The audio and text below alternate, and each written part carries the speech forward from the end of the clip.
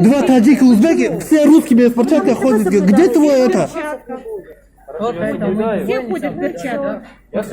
Просто ты сейчас мне мозги крутишь, понимаешь так?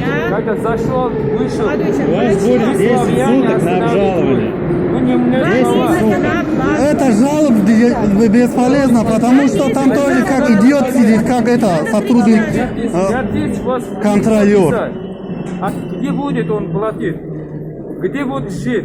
Вот я буду оплатить. Вот я буду оплатить. Никаких копейки на него не буду оплатить. Вот. Что ли, платить это? У него легко.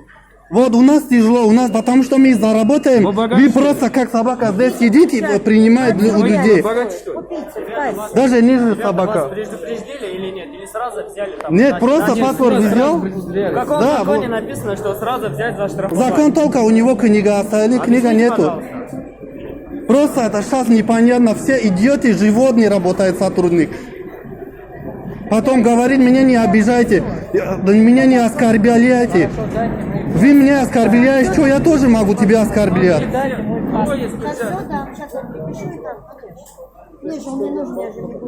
Ты пишешь штраф, бесполезно. Я говорю, что вот так, буду оплатить штраф.